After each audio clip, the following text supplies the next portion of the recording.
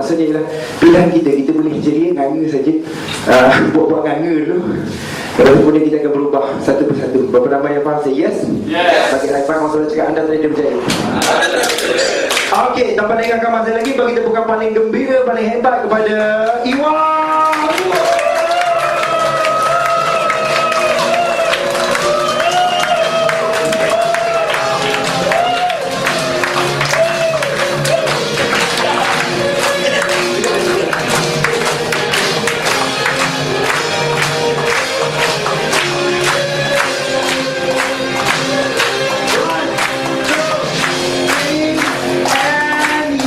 Bagi hantar kawan sebelum cakap anda Ultimate Trader.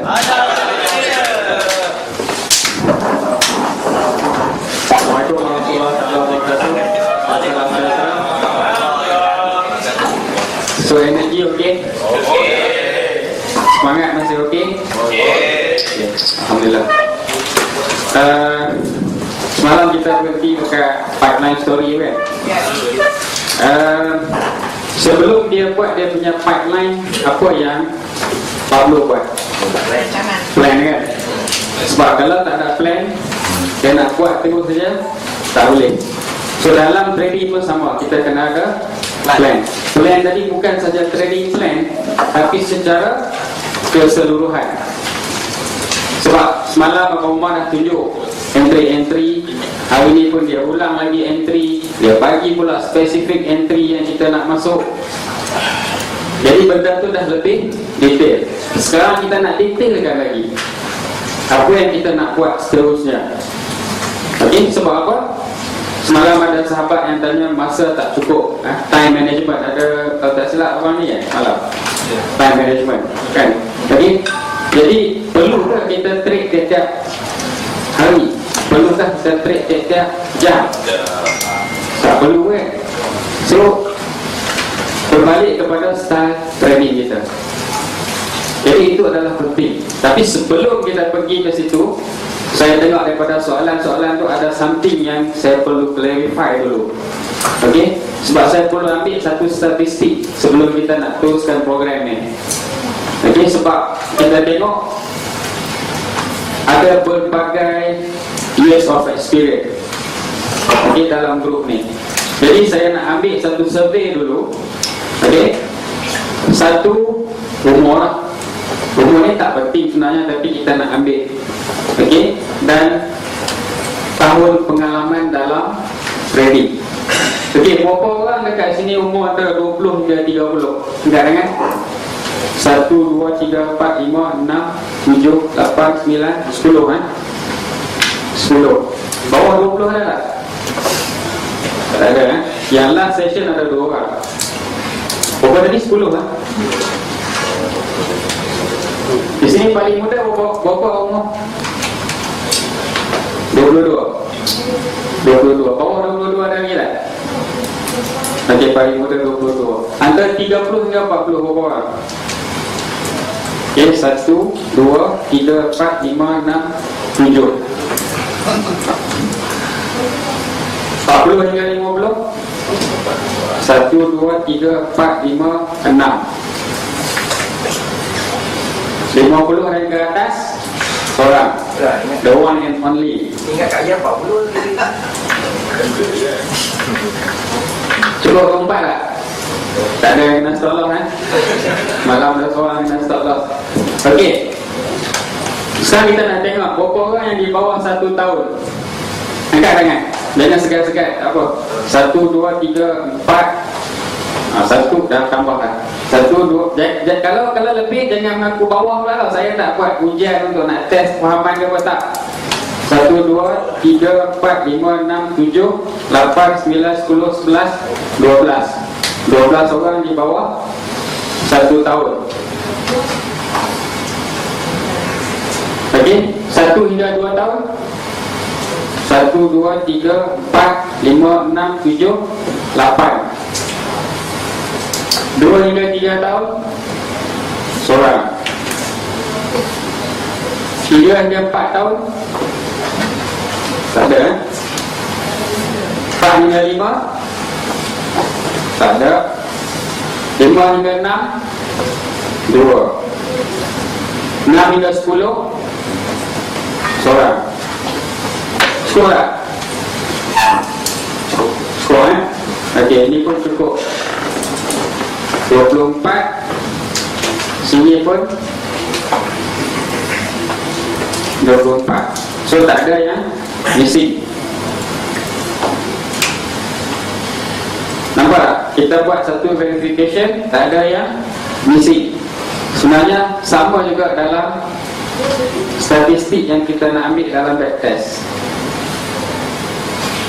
Sebelum ni kita ada yang tak buat backtest, ada yang buat backtest tapi tak ambil statistik, ada yang ambil statistik tapi tak complete. Nampak? Kita kena detail. Okey? Sekarang kita nak tengok pecahan pula. Yang berumur antara 20 hingga 30 tadi, 10 orang ni, berapa orang yang experience bawah dari 1 tahun? Yang umur 20 hingga 30. 1, 2, 3, 4, 5, 6. Okey?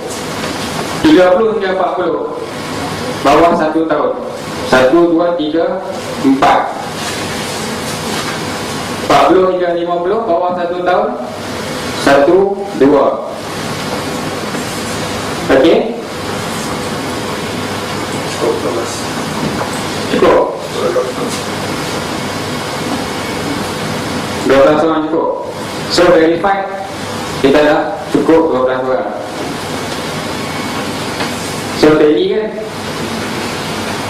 okey, 1 hingga 2 tahun, umur 20 hingga 30. 1, 2, 3. 30 hingga 40. 1, 2. Okey, 40 hingga 50. 1, 2. 50 dan ke atas. 3, 4, 5, 6, 7. Tadi total 8. Tak cukup kan? Tak loss. Kau broker tolong cut MC. Sekali 20 hingga 30. 4. Mungkin saya kurang kira tadi pun. So total 8 tadi kan. So 2 hingga 3 tahun 40-50. Okey.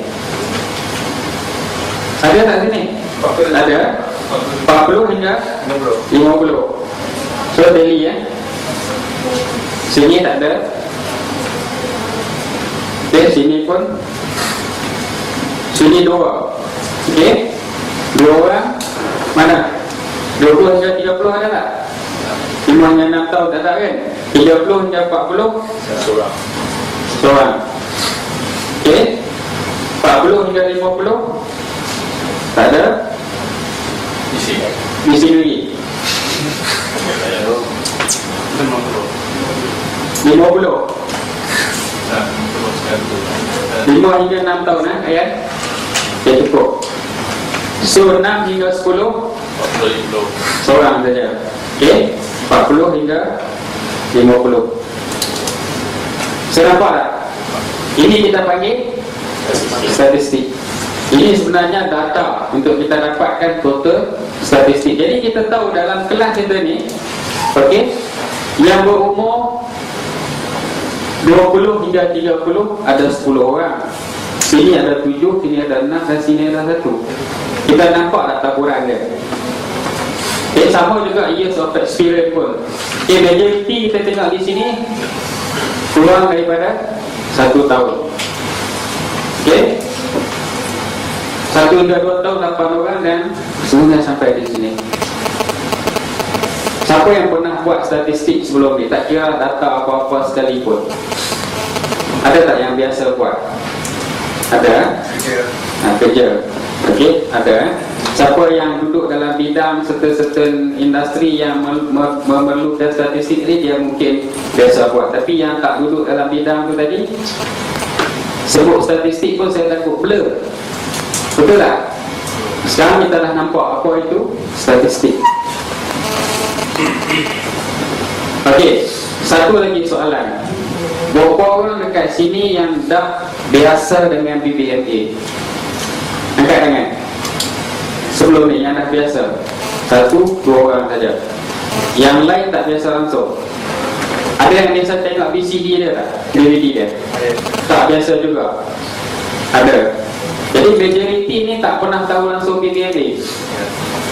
Saya tak tahu, entry pun tak tahu. So majoriti kita tengok di sini boleh kata 95% memang tak familiar dengan BBMA. So di sini saya terpaksa position diri saya untuk nak cater majority. InsyaAllah yang tadi 2-3 orang tadi mungkin akan lebih faham lah. Okay, yang biasa tadi seorang, Kak Ian tadi.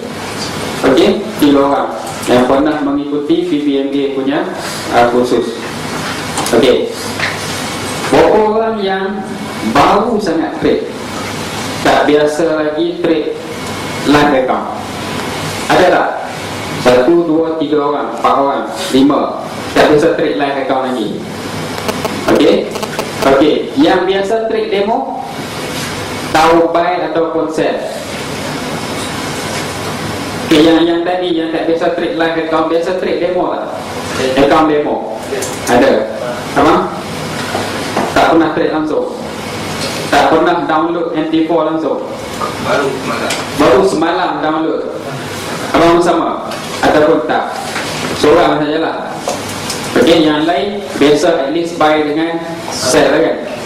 Okay, kosong juga. Okay, baru semalam.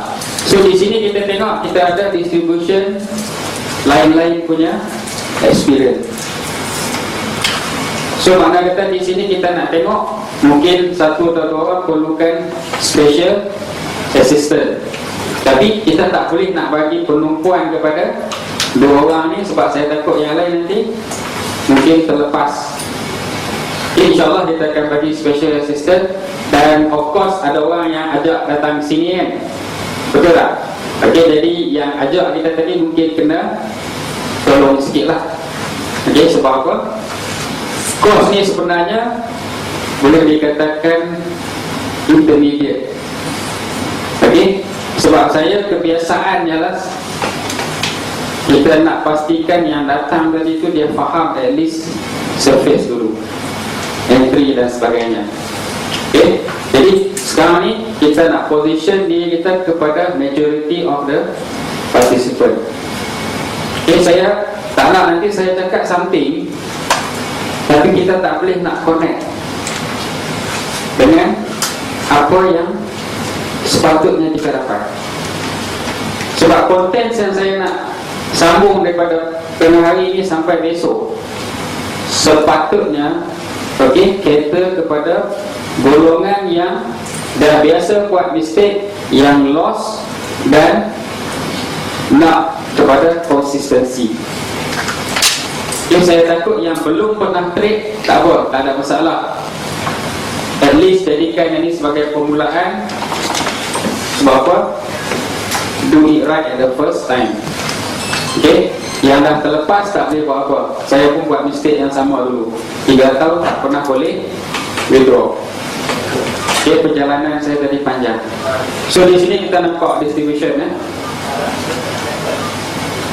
Okay, bila kita dah nampak distribution, berapa orang dekat sini yang dah almost give up? Yang kategori sini tadi mungkin tak ramai 4 orang ni. Ada yang dah nak give up tak? Ada, baru nak give up. Okay, tak apa, jangan give up dulu. Okay, yang lain tu mungkin dalam perjalanan untuk nak mencari sesuatu. Betul tak?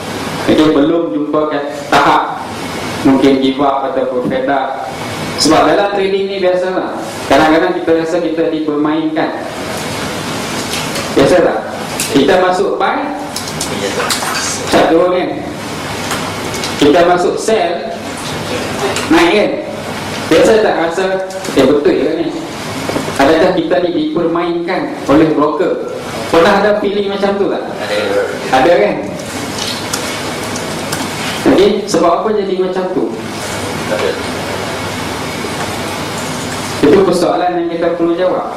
Kalau nak kata broker mainkan kita, semua broker sebenarnya cat bergerak sama. So di situ kita tengok apa sebenarnya yang lacking dalam trading kita tadi. So di sini dah nampak distribution. Kita akan move ke next topic.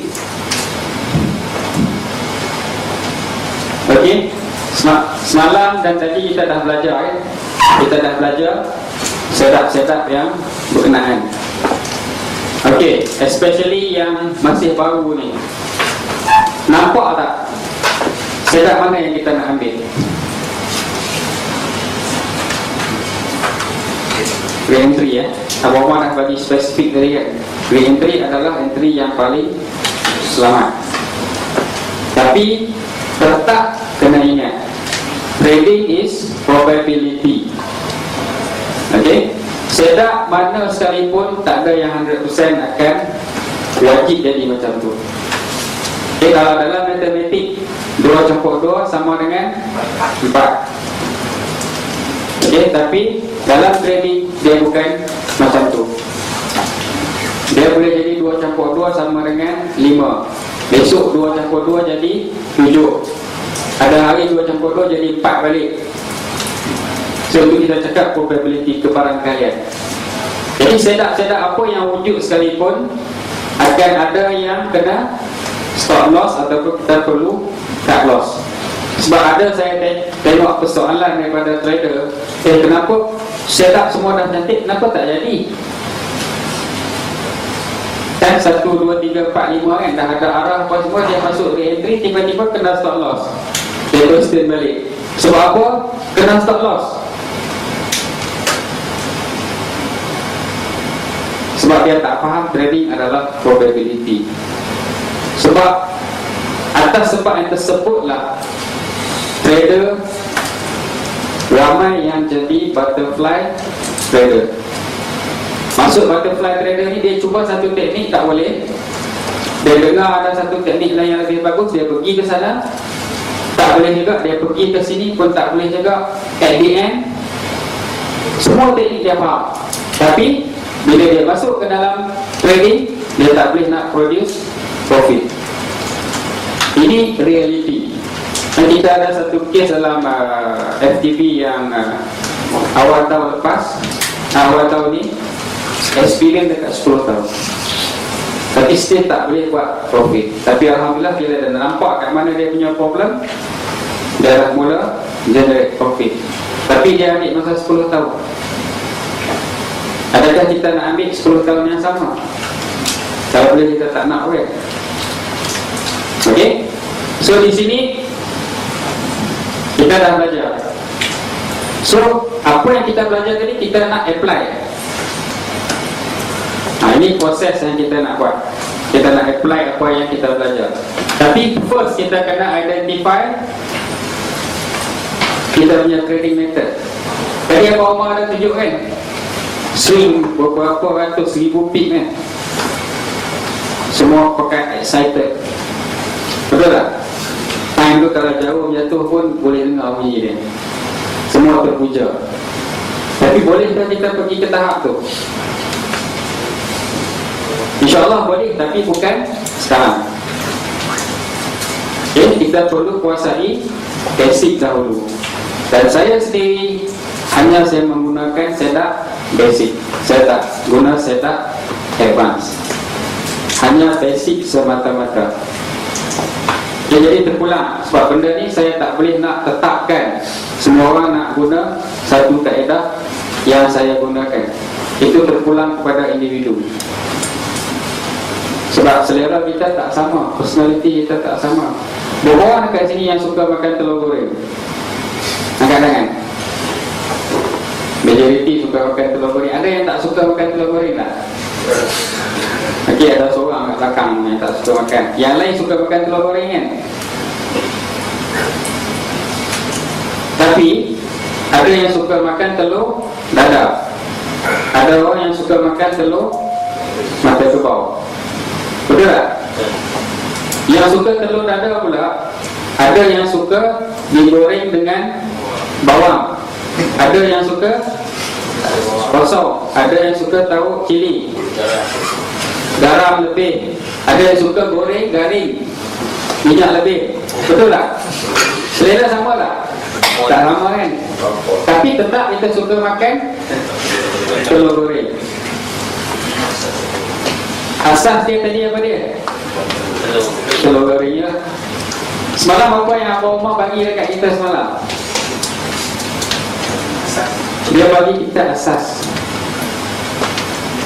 Dia tunjukkan kita macam mana nak goreng telur. Perlu ada gas, perlu ada dapur, perlu ada kuali, perlu ada minyak dan perlu ada telur tu sendiri lah.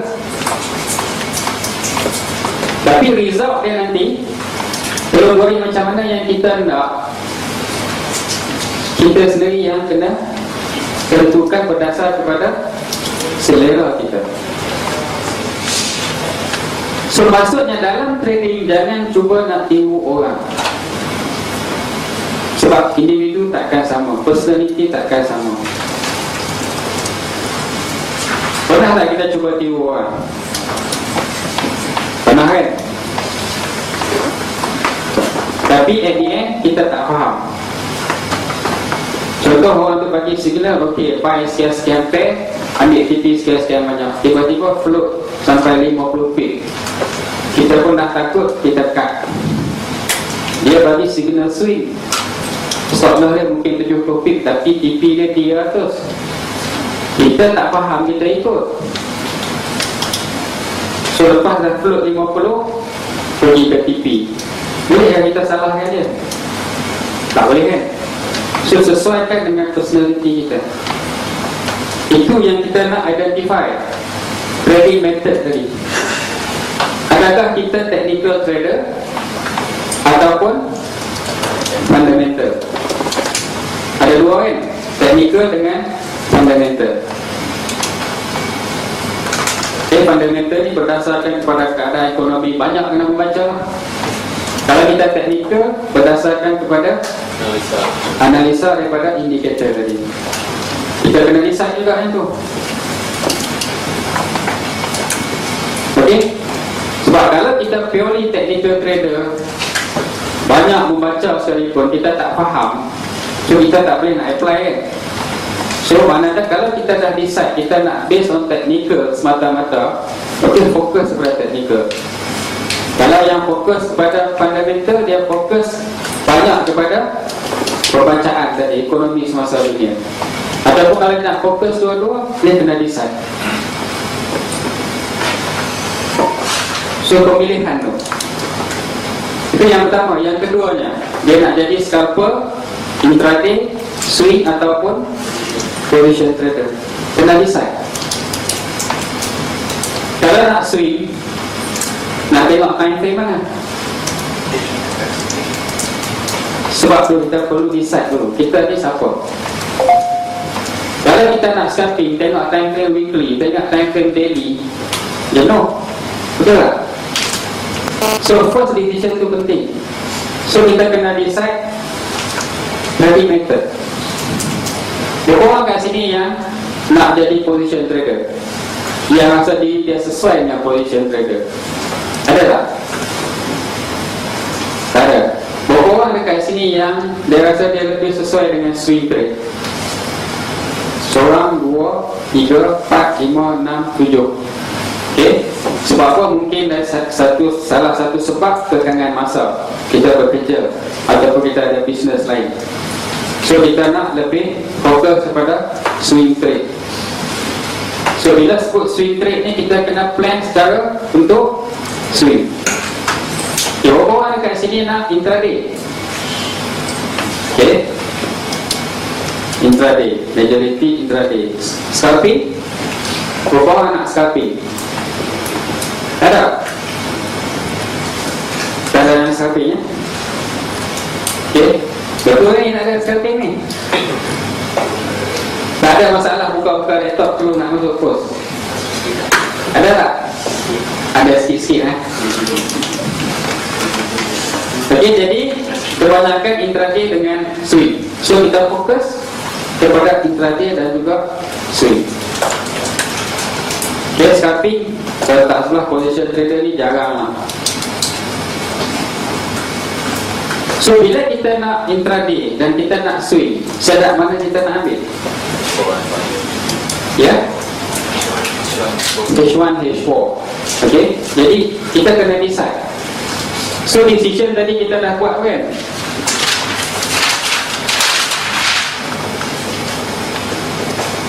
Sebelum ni pernah tak kita plan benda ni? Tak pernah plan. Lepas tu macam mana entry? Macam mana kita trade? Asal entry jadi duit. Lalu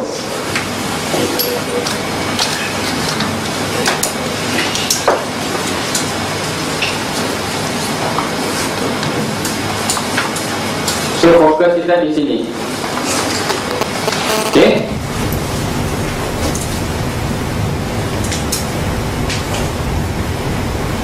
Trading system kita akan pergi kemudian. So far kita dah decide trading method. Kemudian kita akan pergi ke trading plan. Tapi sebelum kita nak pergi yang tu, saya nak dah faham satu. Sekarang adalah masa untuk kita tahu. Lepas kita keluar dari sini pun, berapa lama masa nak belajar tadi tu, kita kena decide. Ada cara kita nak measure adakah kita ni dah sesuai untuk nak pergi ke live trade. Sebab kalau nak pergi berperang sekalipun, kita kena tahu kan, kita kena ada ilmu peperangan tu lah. Ada tak dalam mana-mana part of country, ataupun tiba-tiba kalau jadi masalah dalam Malaysia ni, kita ni bukan tentera, diberi senapan, sanggup tak kita pergi berperang? Boleh tak? Kalau pergi juga jadi macam mana? Kena tembak kan? Pergi dekat situ barulah nak bubuk magazine, nak macam mana cara nak tembak apa semua. Jadi survival rate untuk kita memang rendah kan. Tapi kalau kita ni memang dah terlatih pun, okay, dah memang terlatih, pandai menggunakan senjata apa semua, tapi kita pergi-pergi tengok artillery, semua kereta tebal, kita bawa M16, boleh tak? Boleh survive lah. Tak boleh kan? Sebab tu kita ada receipt pun. Kita kena receipt dulu kekuatan musuh. So dalam trading sama, kita kena buat persediaan diri kita. Kita kena tengok market, kena study, kena analisis. Benda tu perlu dibuat. Bukannya buka laptop terus masuk position. Faham kan? Okey? Faham tak? The difference antara master and beginner. Master fail more times than the beginner has even tried. Faham? Okey? Seseorang yang master dalam satu-satu bidang tadi tu, macam konteks ni trading, okey, mungkin dia dah fail 100 times, 100 kali sebelum dia sukses. Okey, kita yang baru ni baru try 10 kali, dia 100 kali gagal, kita baru try 10 kali. Okay? Dalam bisnes apa pun sama. Kita cuma dengar kejayaan orang, tapi perjalanan dia nak capai kejayaan tadi macam mana? Bukan mudah kan? So semua tu ada ranjau-ranjau kita perlu lalui. Okay, kalau jumpa macam abang cakap tadi, hampir nak give up, sebenarnya kita di sini, betul tak? Okay. A bend in the road is not the end of the road unless we fail to make a turn. Jangan give up dulu. Sampai dekat bahagian corner ni, kita kena ikut lah, kena buat turn juga lah. Kalau turun juga jatuh dalam gaung. Okay, so kita kena buat perubahan. Bagi yang dah trade lama tapi tak jumpa lagi dia punya konsistensi, kita kena buat perubahan. Jangan duduk di tahap yang lama.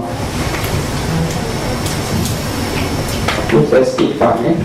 Okey, ini buku-buku yang saya guna untuk backtest. Ini sebahagian, bukan semua, sebahagian. Okey, yang saya guna untuk backtest. Ada banyak lagi.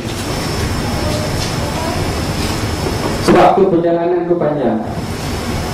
Setiap satu buku, satu setup, ambil backtest untuk satu tempoh yang panjang. Nanti saya tunjuk dia punya data. Kalau tak pernah buat backtest, lagilah susah. Tapi kalau pernah buat backtest, kita akan nampak macam mana dia punya result. Okey, baik. Satu ni apa dia? Stream. Yang kedua PP wajib kan. Kemudian kita ada MHB, kita ada kendala, kita ada retest kan. Kita entry. Ini satu setup tak yang kita belajar semalam? Betul kan?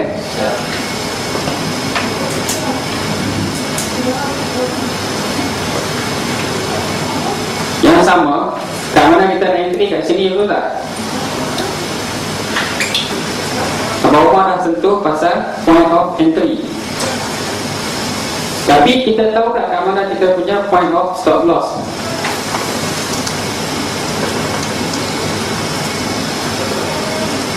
Sebab kalau saya tak nampak di mana stop loss, saya tak akan entry position tu.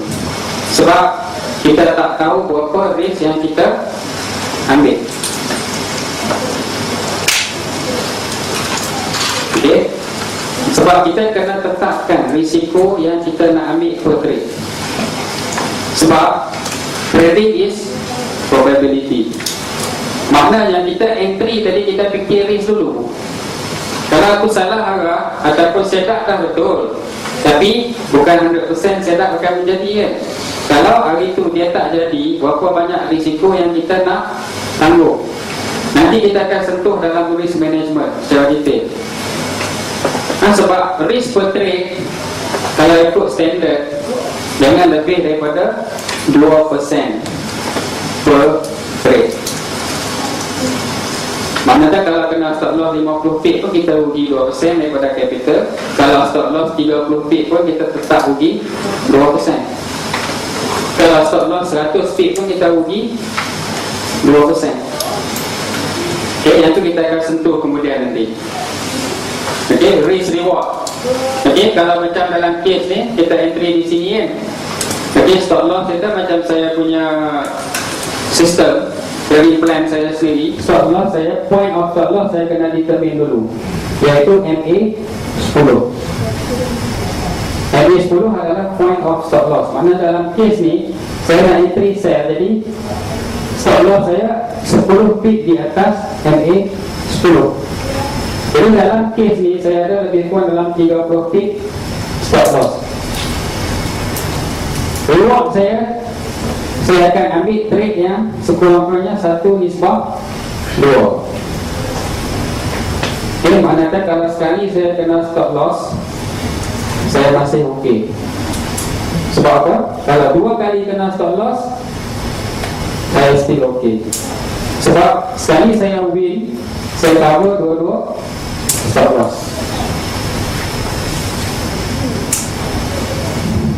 Atau kita nak guna setup ni. Ini setup multiple time frame. Ada orang tunjuk tak salah? Multiple time frame. Belum. Okey. Tapi kita tetap berpegang kepada basic. Basicnya adalah CSR, retest, DH4. Okay, DH1. Apa terjadi di sini? Sideway. Ini bukan MHB. Tak ada satu apa ni ekstrim pun. Okay, kita ada setup apa di sini? Setup 1 hingga 5 saya panggil dari tu. Nampak tak? Ekstrim, video wajib, MHB, arah, MPN. Ini yang sama dengan SS yang tadi. Berlaku di mana ni? H1. Tapi kita tengok balik keseluruhan apa yang terjadi. Okay, apa yang terjadi di time frame lain? Di H4 apa ni? H4 sideways. Tapi di daily sama tak sifatnya? Arah, okay, arah. Kita ada apa? Arah kan? Kemudian kita ada retest di daily.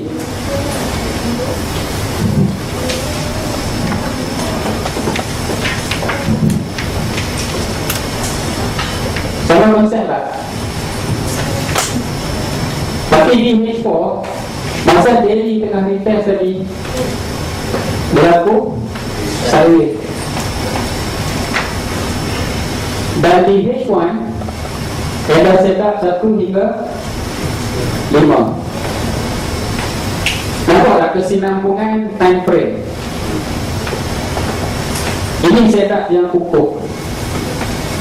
Yang nak swing, carilah setup ni. Nampak? Daily tinggal arah, retest. Kita ada setup di time frame kecil. Berapa banyak peak dia pergi? Lebih daripada 100 peak. Tapi nak tunggu yang ni ada selalu tak? Tak ada selalu kan? Jadi yang nak swing tak ada masalah, boleh tunggu. Sebab memang dia tak ada masa yang banyak untuk nak monitor. So di sini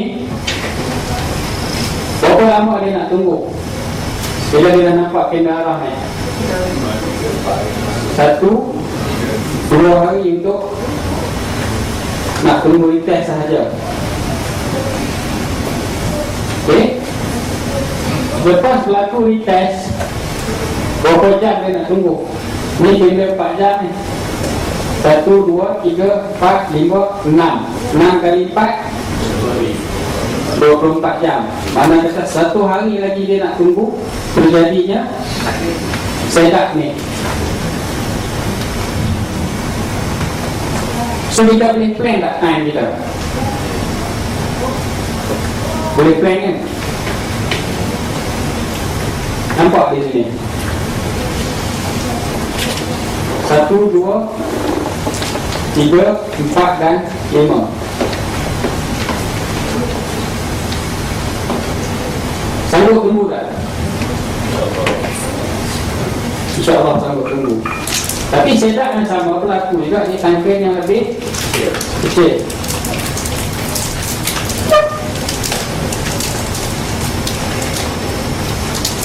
Berapa kita perlu trade sebulan kalau jumpa setup ni? Berapa kali kita perlu trade? Nanti kita akan cover dalam projection planning. Okay. Sebab ini akan menjawab, setiap satunya akan menjawab 25 soalan yang ada semalam. Proses ni dia akan menjawab satu persatu. Okay. Perasaan tamak, perasaan takut, semua tu ada dalam kontens ni. InsyaAllah kita akan buat secara detail. So nampak tak? Setup yang kita cakap semalam. Setup BDNA, re-entry, okay, sideways, sudah berlaku setup 1 to 5. Ini di time frame daily kan? Dengan entry daily kan. Yang ni apa dia?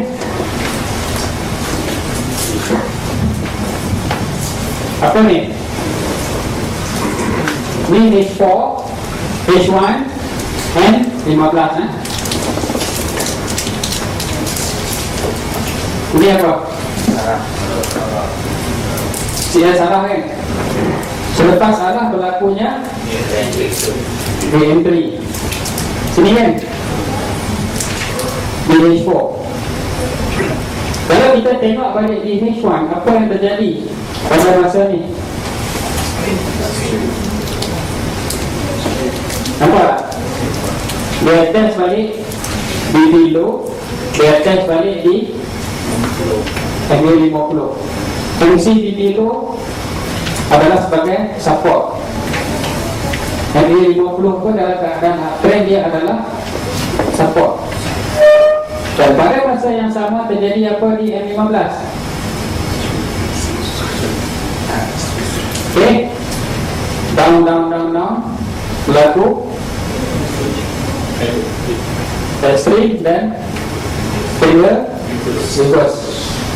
Sebab tu kita kena ingat ciri-ciri tadi. Bila berlaku failure reverse, kita nak entry di mana? Sini kan? Sini tempat kita entry. Yang jadi masalah di sini dah start dah.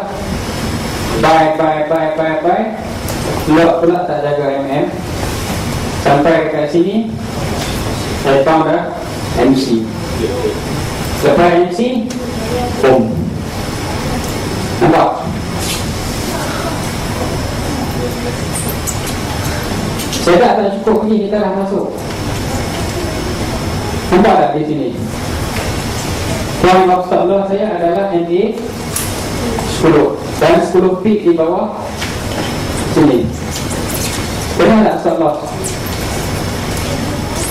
Tak kena. Tapi sebenarnya entry, kalau buka oleh M15, bukan kita entry di sini, kita entry di sini.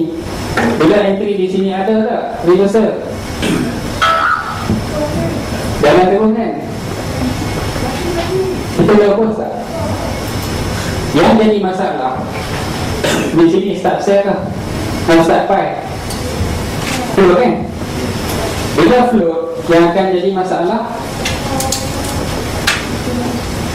kalau kat MC dulu pun kita dah takut. Biasa tak? Entry position contoh lah, negatif 50 feet.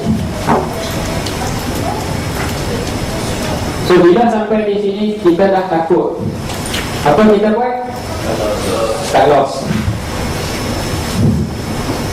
BBM tak boleh pakai. Trend memang up tapi bukan akad. Tapi lepas tu up. Sebab apa? Entry tak kena tempat. Bila entry tak kena tempat jadi macam tu. Lagi satu, entry tak kena masa. Kenapa saya jarang trade kelas pagi? Saya lebih suka pergi ke kebun, pergi ke sungai, menjaga ikan apa semua. Sebab pagi kelas macam mana? Slow kan? Biasa tak masuk kelas pagi positif 5, kemudian negatif 10, lepas tu jadi positif 2 balik, negatif 15. Masa tu apa jadi dengan emosi kita? Kita fast kan?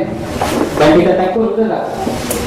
Dan kita hilang confident. So apa jadi? Positif tak 5 pip, kita terus tutup. Kita ambil profit kan? Sebab apa? Dalam pemikiran kita, daripada tadi aku negatif 15, sekarang aku dapat 5, alhamdulillah, cukup. Biasa jadi tak? Kita takut sebab tadi kita dah float banyak. Tapi lepas close 5 pit tadi, boom, price dah naik.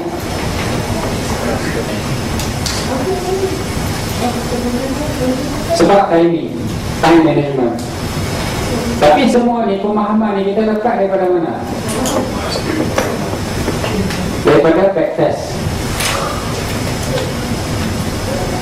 Okay, daripada live test, kita check balik backtest, kita akan nampak dia punya pattern.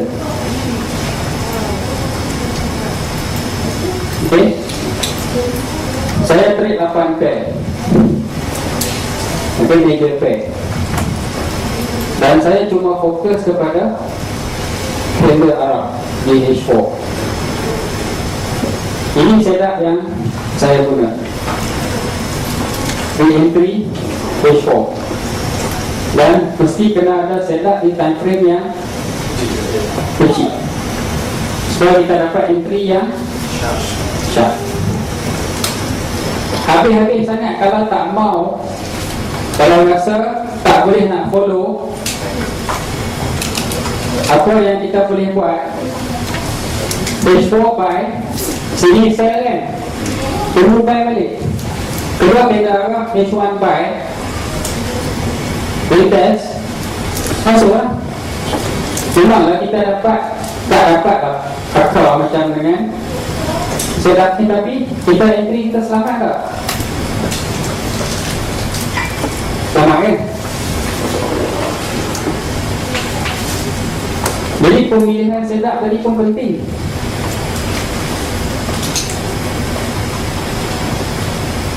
Okay, sebelum kita nak teruskan ke next, semalam apa yang dia tulis lah, saya ultimate trader. Okey, ada bawa tak kertas tu? Tolong tulis 5 kali tangan kiri ya. Kalau yang guna tangan kanan, guna tangan kiri, tolong tulis 5 kali. Tolong tulis 5 kali lagi. Ada yang siap? Belum lagi ya.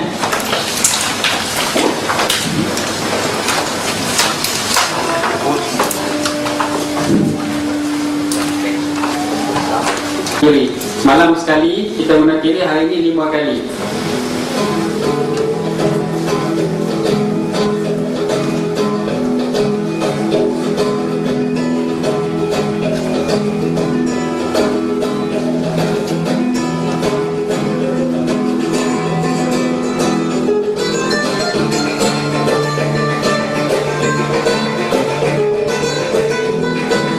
Macam mana dengan tulisan kita?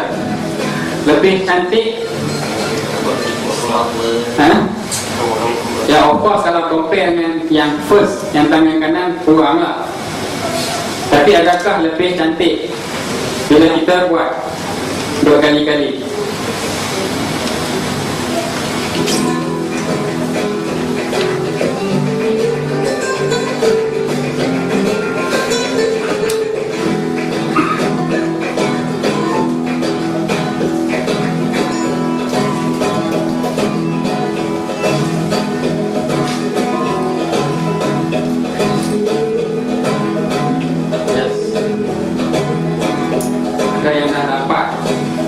Message, practice make perfect. Sama juga dalam trading. Okay, awal-awal memang kita akan ada masalah, tapi lama kelamaan kita akan perfect. Tapi kalau kita tak buat langsung, apa akan jadi? Satu, kita tak tahulah kat mana kita stand. Yang kedua, kita tak boleh identify apa masalah yang kita perlu atasi.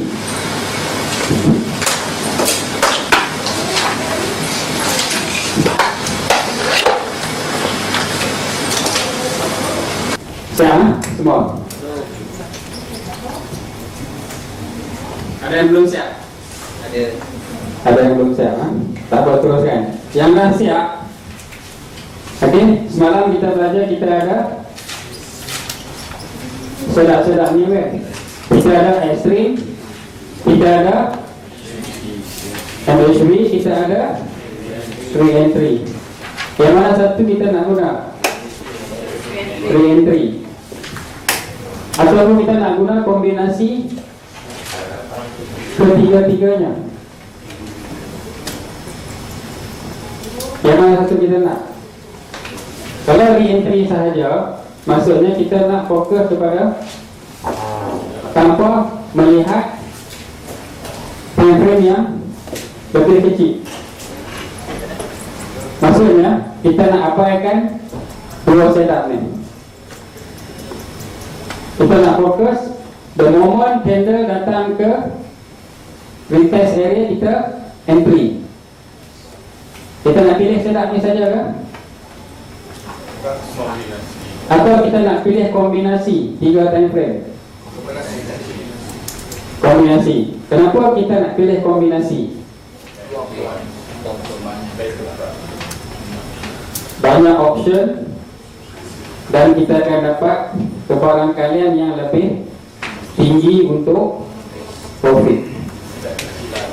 Okay? Sebab saya pernah buat PO. Okay, tender Arab buat PO by limit penuh kat sini. Tapi lepas tu kena stop loss, kena langgar. Sebab apa? Setup di sini tak ada. Tapi kalau kita tunggu setup di sini wujud, insya-Allah probability dia lebih tinggi.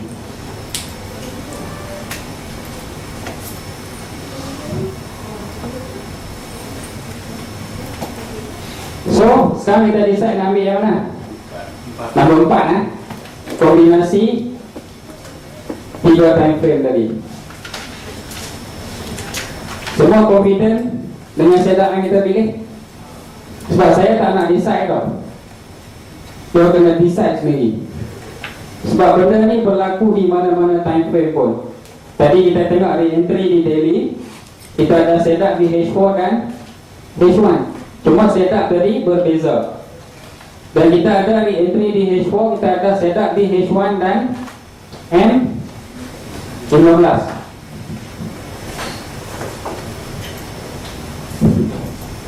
Nampak kombinasi tadi kan? Kita ada entry, re-entry di daily,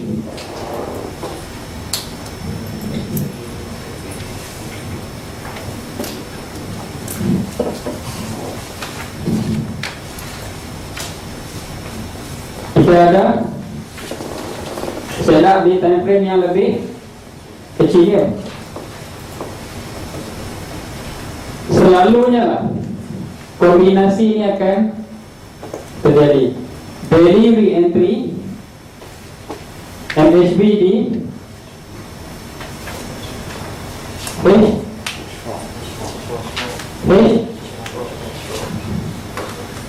H1 dan kita ada extend di H4. Ini kombinasi yang selalu terjadi. Kalau re-entry di H4, kita ada MHB di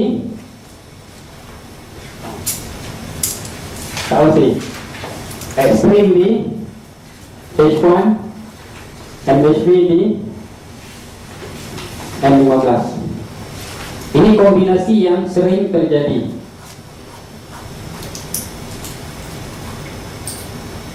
Nizam semalam dia pergi sampai weekly kan, dan juga monthly.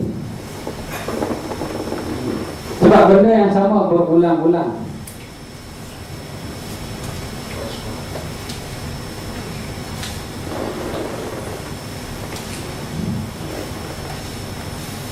Okey? Nampak tak? So kita decide untuk pilih kombinasi yang keempat. So lepas kita dah pilih, kita kena fokus. Okey?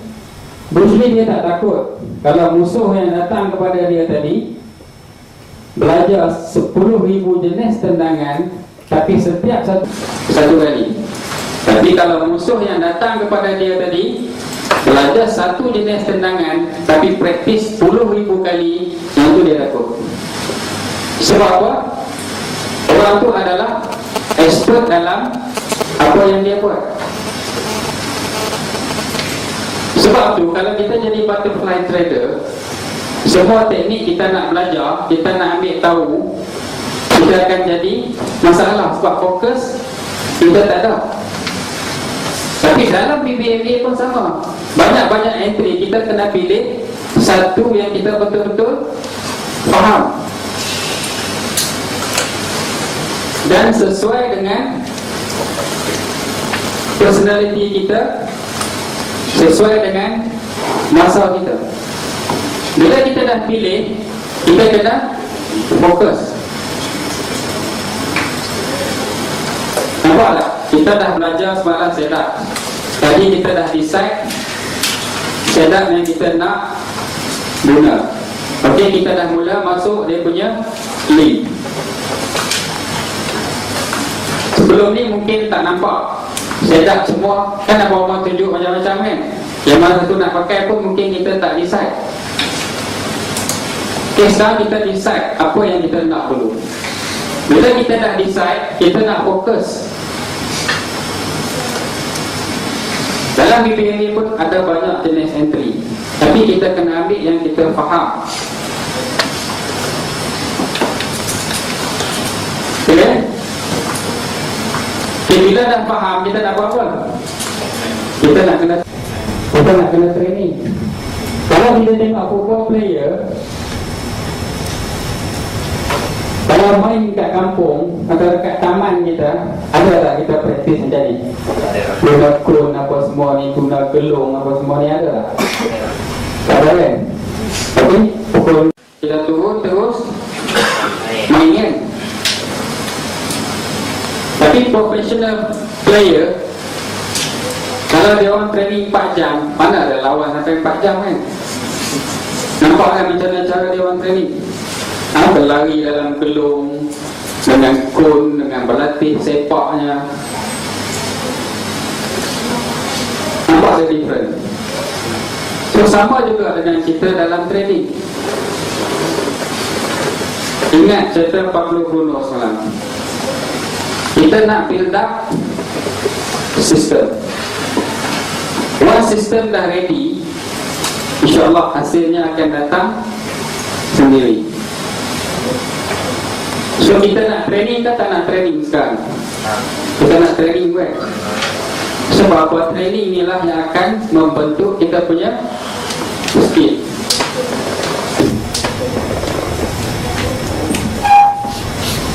Okay, bila kita dah training, kita akan develop satu sistem. Siapa yang akan bola? Lelaki ni selalu main bola lah semua. Ada yang tak main tak bola? Ada tak yang tak main bola? Kalian main tak? Kalian tak main lah. Tapi kalian faham lah macam orang main bola kan? Okey, dalam bola sepak, apa yang kita nak buat sebenarnya? Kita nak jaring gol ke pihak lawan kan? Tapi pihak lawan nak buat apa? Dia pun nak jaring gol ke kita punya lawan kan? Masing-masing ada selamat masing-masing. So dalam trading, kita nak buy, ada orang nak sell ke tak? Ada buyer dan juga seller. So dalam bola sepak, katalah kita team A di sini. Salah seorang player ni adalah kita. Bila kita bawa bola ke sini, apa jadi? Ada tak pihak lawan yang cuba tahan dia? Ada kan? Okay, bila kita bawa dia orang tahan, apa kita buat? Ya? Kita passing dekat kawan-kawan yang lain kan? Ataupun ada tak biasa kita bawa, bila dihalang, kita patah balik, kita pukul sini. Siapa biasa buat aja tu? Ada tak? Tak ada kan? Kita masih lagi nak jaringkan gol di sini, sesukar mana pun. Sebab matlamat kita kita nak jaringkan goal di sini. So dalam trading, apa maksudnya? Kita kena berpegang kepada plan. Kalau kita analisa kita berdasarkan kepada satu kaedah tadi adalah buy, kita pegang buy sampailah trend bertukar berdasarkan kepada trading plan kita. Sama juga dalam bola sepak, lepas 45 minit kita akan switch, betul tak? Masa tu bila kita duduk di sebelah sini, goal yang kita nak jadikan adalah di sini. So kenapa dalam trading bila trend dah berubah, kita masih lagi apply teknik harapan? Padahal kita dah nampak setup BBMA pun dah tunjuk trend dah berubah. Perlu ke tak kita hold lagi pada position yang kita floating negatif tadi? Sepatutnya kita cut dan masuk position yang betul. Orang kat sini yang berani cut loss. Kalau salah, okay, 1, 2, 3, 4, 5. Yang lain sanggup bertahan. Trader kental. Masa positif tak boleh nak kental, masa negatif memang kental. Okay, sayang, harapan tu masih ada. Tak dinafikan masa sideways memang kita selamat, tapi bila trending, harapan tinggal harapan. Okay, so kita perlu ada sistem dan kita perlu ada strategi. Okay, anggaplah kita ni dalam football game. Macam mana kita nak memenangi pertandingan atau perlawanan tadi, mesti ada strategi.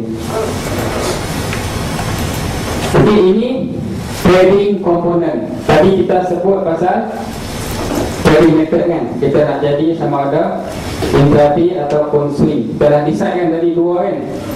Okay, jadi ada dua golongan. Kita dah decide trading method. Kita nak kena build up trading system. Apa dia pula? Lepas tu baru kita nak build up trading plan.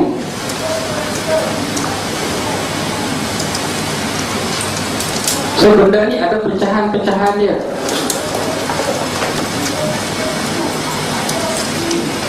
Okay, ini yang kita nak kena pasti tadi kan. Nampak tak? Ini perbandingan risk and reward ratio. Sebab ini akan tentukan sama ada kita nak jadi scalper, kita nak jadi intraday, swing ataupun position trader. Nampak tak beza kat sini? Okay, risk yang sama bawah dia tak nampak langsung. Lan tolong enlarge.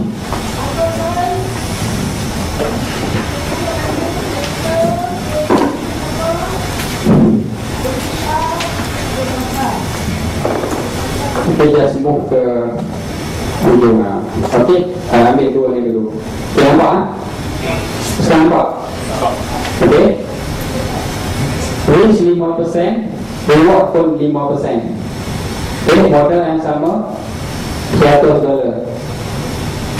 Okay, tapi yang ni risk 5%, reward 10%. Okay, 1:2 risk reward ratio. So kita nampak tak, lepas 16 entry ini baru 153, yang ni dah 269. Okay, ini berdasarkan compounding dan success rate 75%. Yang ni saya akan sentuh detail juga nanti. Cuma sekarang kita nak tunjuk beza risk and reward. Dan move ke this side, kita nak tengok. Okay, 16 entry yang sama. Kalau tadi sini tadi berapa? 269 kan. Tapi sini dah jadi 458. Okay, kalau 1:4, next slide. Jadi 764%, $764 dengan risk yang sama 5%, tapi reward dia yang berbeza. Bila 1:4, maksudnya kalau stop loss kita 25 pips, kita punya reward adalah 100.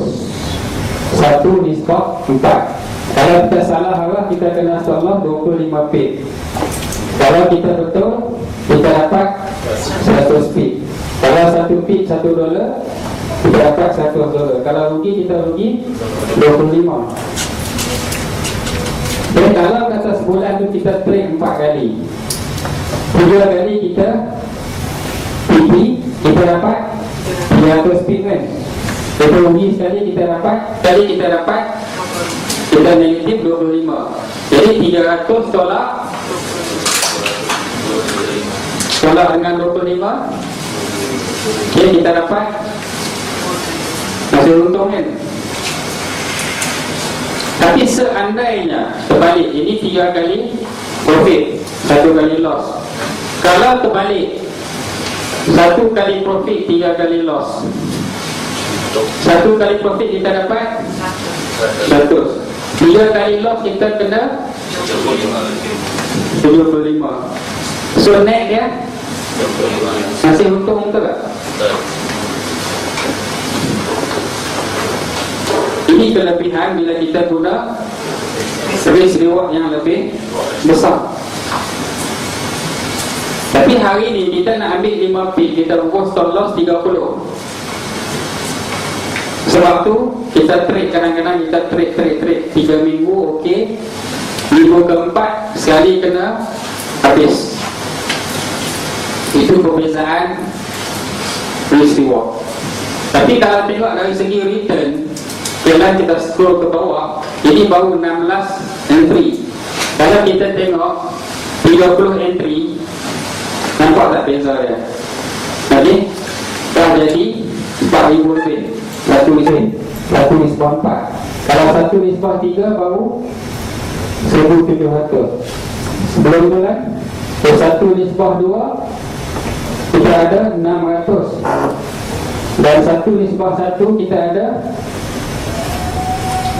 cuma 214. Nampak tak beza?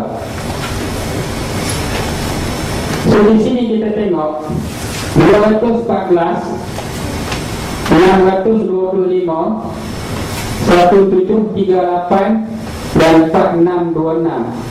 Ini dengan ini nampak tak? Coba beza dengan 4626. Jauh kan? Number of trade tadi sama 30 kali, tapi reward tadi yang lebih.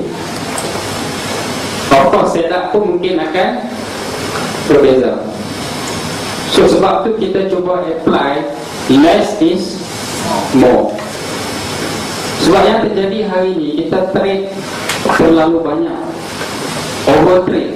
Bila overtrade, maknanya exposure risk kita lebih besar. Sepatutnya kita trade, kita cuba kurangkan trade, tapi kita cari setup yang probability tinggi dan reward yang lebih besar. Nampak different dia?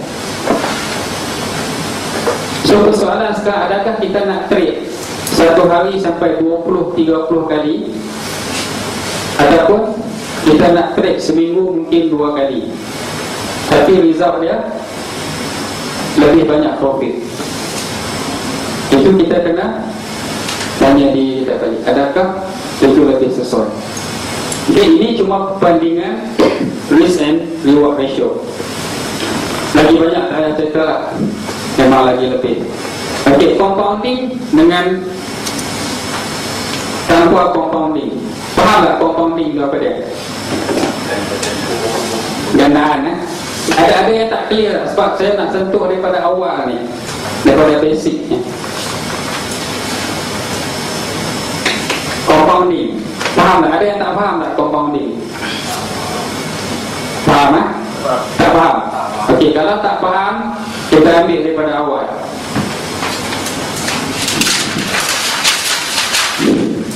Contoh, kita ada modal 1,000 dan bulan tu kita dapat untung $200.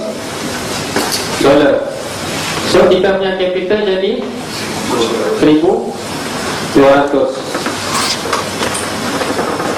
Okey, katakan risiko yang kita ambil di sini adalah contoh 10% risk kita ambil untuk kita dapat 200. 10% daripada 1,000 adalah 100. So kita risikokan 100. Okey, sekarang kita non-compounding dulu. Bulan kedua, katakan kita tak withdraw, modal kita ada 1,200, tapi kita masih guna risk yang sama. Mana kita risiko di sini 100 juga.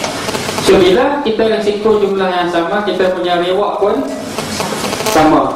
So kita untung 200. So jadi 1,400. Dan benda ni akan jadi seterusnya. Kita risiko tetap 100, kita untung tetap 200, tapi akaun kita semakin bertambah. Ini kata ini bulan pertama, ini bulan kedua, ini bulan ketiga. Jadi tanpa compounding. Tapi kalau compounding 1,000, kita ambil risiko 10%, ini adalah 100. Katakan kita punya achievement 20%, kita akan dapat 200. So total kita 1,200. Tapi masuk bulan kedua, kita ada 1,200 dan kita ambil risiko 10% berdasarkan modal yang baru. So di sini kita riskkan sebanyak 120.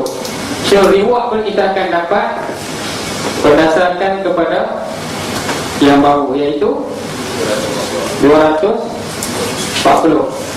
So di sini kita punya account jadi 1,440. Bulan ketiga 1,440. Risk kita 10% juga, percentage sama, tapi dari segi dolarnya 144. Mana kata dolar dah semakin meningkat dari segi risiko. So kita punya reward pun 20% tadi samaan dengan 288. So total jadi 16. Betul lah? Tak apa ni? Salah? 1728.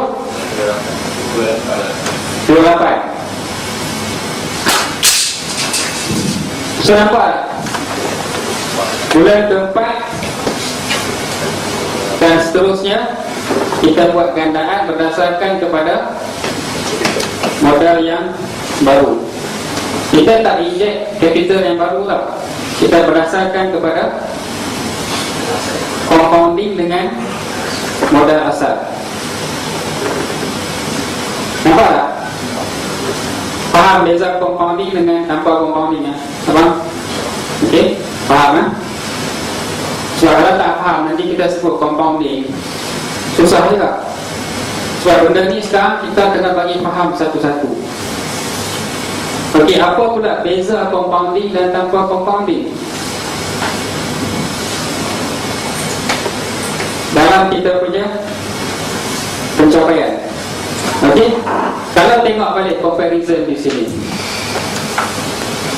Okey, ini tanpa compounding. Okey, 100 kita punya pencapaian tadi 20%.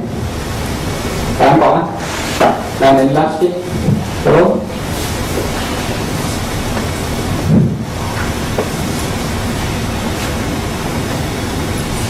boleh ambil. Okey. Saya nampak balance yang grow. Okey, ini compounding. Selepas 20 bulan $1,000 tadi boleh jadi $6,000 lebih. Tapi kalau tanpa compounding, kita ambil 24 bulan lah, lebih 2 tahun. Okey, sini 9,849. Kita maintain kita punya success rate dekat 20%. Tetapi kalau kita tak compound 24 bulan yang sama, berapa result dia? Buku petisat kan?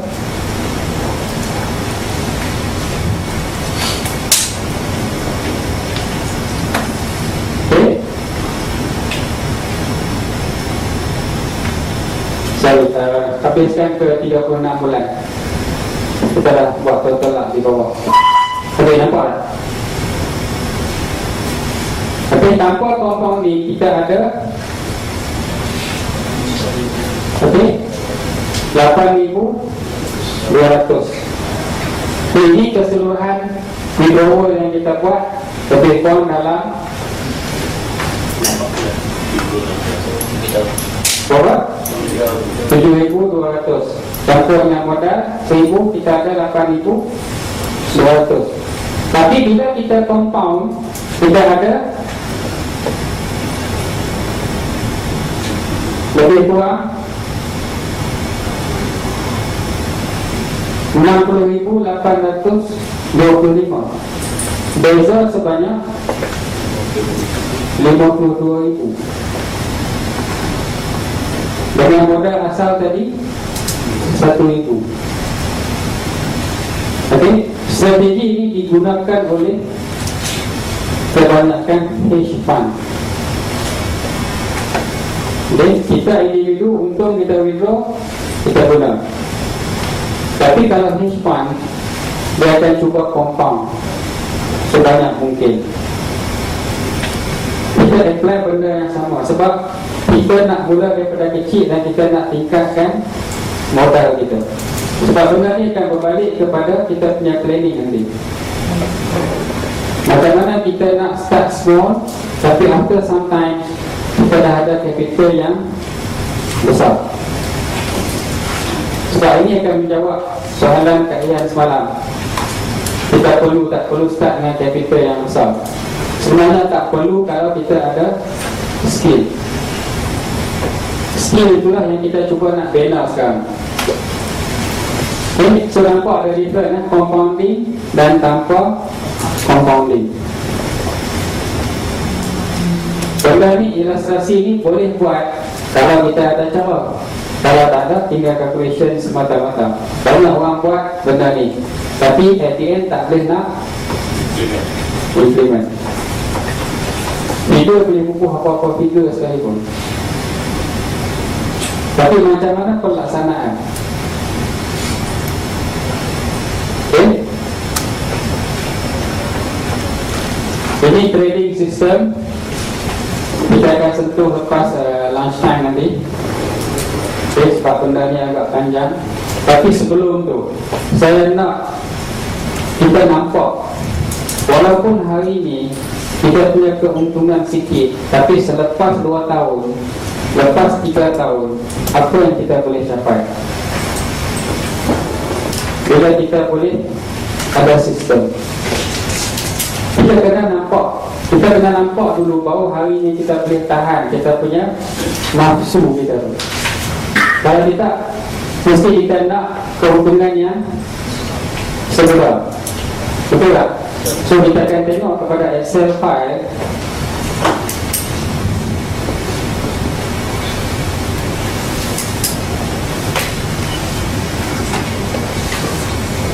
Projection.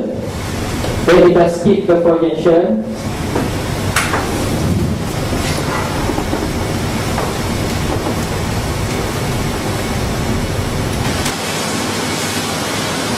kita akan skip ke projection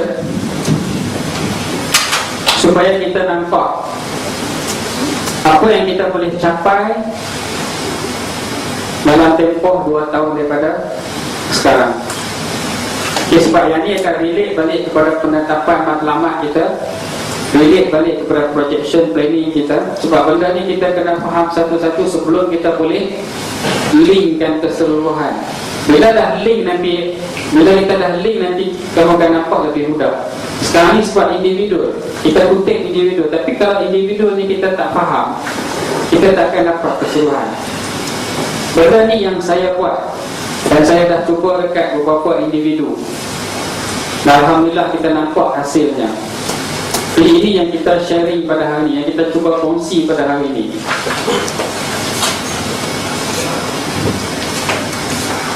Jadi kita tak nak bermula dengan satu jumlah yang besar, tapi untuk permulaan calculation saya nak kita nampak based on business. Okay? Tapi balik dengan start dengan 1000 dulu. Kalau ada duit perlu letak sebelah dulu. Sebab dalam masa training kita nak build up kita punya skill. Okay? Yang ni kita akan tengok modal ni selepas kita dah ada skill. Okay? Maksudnya 1000 ni adalah satu figure yang kalau kita nak start business pun tak terlalu besar lah, tapi tak terlalu kecil kan. Tapi dengan modal yang banyak ni pun sebenarnya kita boleh sampai ke tahap yang lebih banyak. Macam mana cara nak buat? Satu, kita akan guna kaedah compounding tadi. Okay? Macam saya tanya semalam, kalau modal 1000 nak buat sebulan 100, majority boleh buat kan? 200 boleh buat tak? 20%. Rasa-rasa boleh buat tak? InsyaAllah boleh kan? Tak terlalu tinggi tu lah. Kalau 200,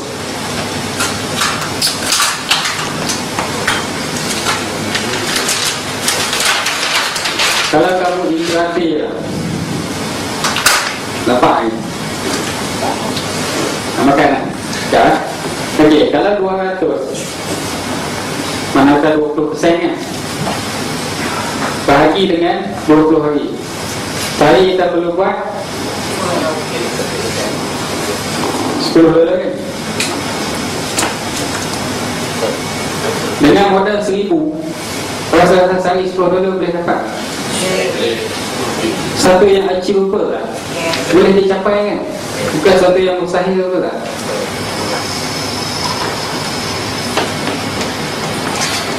Kita kena yakin dulu. Kalau kita rasa kita boleh buat macam ni, ini untuk intraday, baru kita akan ada satu keyakinan dalam diri kita, dalaman kita tu akan terima benda ni.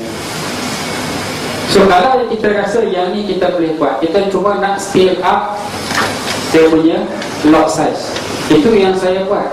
Saya tak pernah trade atau yang besar sebelum ni. Jadi emosi tu datang daripada mana? Daripada step by step. Scale up kita punya lot size. Okay? Di sini kalau kita tengok,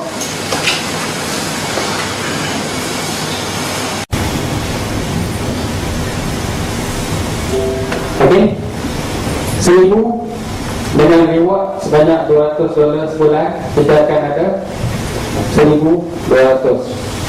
Benda yang sama kita buat pada bulan-bulan berikutnya, sehinggalah 24 bulan. Berapa?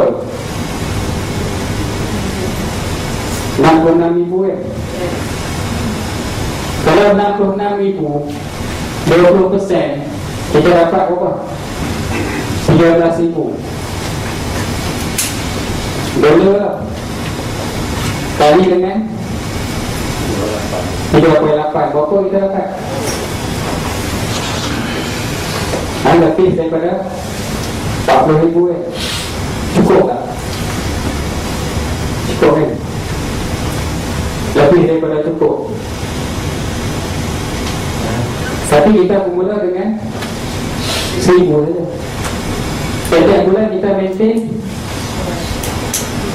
20% yang sama. Cuma lock kita skill up. Sebab apa? Kita punya skill semakin bertambah, keyakinan semakin bertambah. Tapi kalau tak withdraw, kita nak makan apa? 2 tahun. Sebab itu saya kata perlu ada income lain. Saya nak ikut free. Ada satu yang terbaru, kamu boleh compound kamu punya modal, tapi kita dapat income daripada sumber lain dengan buat benda yang sama. Okay? Benda yang sama, kita trade hutang kita, tapi kita dapat insentif daripada sumber-sumber lain. Dan mungkin kita maintain sebulan $200, tapi kita punya pendapatan bulan tu mungkin $1,000 daripada sumber lain. Nak tak? Nak kan? Boleh tak kita maintain sebulan 100 saja tahun sendiri kalau dah ada pendapatan yang lain? Contohnya 1,000 tadi. Sebab sebelum ni kita boleh maintain, tapi kita tak nak. Sebab apa? Kita rasa tak cukup kan? So kita akan tunjuk macam mana cara nanti. Tapi nampak tak projection untuk long term? Okay, nanti kita akan pergi detail calculation macam mana nak buat benda ni. Okay, sebab sekarang kita belum boleh link lagi ke semua modul-modul yang ada, komponen-komponen yang ada, kita belum link keseluruhan lagi. Masih lagi dalam bentuk individual. Bila dah link nanti, benda akan nampak lebih simple, tak perlu confuse. Tapi kalau tak terang daripada awal, nanti bila kita link pun tak nampak. Yang missing link tadi tetap akan missing. Okay, jadi kita break dulu. InsyaAllah kita akan jumpa balik nanti dan saya serah balik kepada saudara Jero. Terima kasih.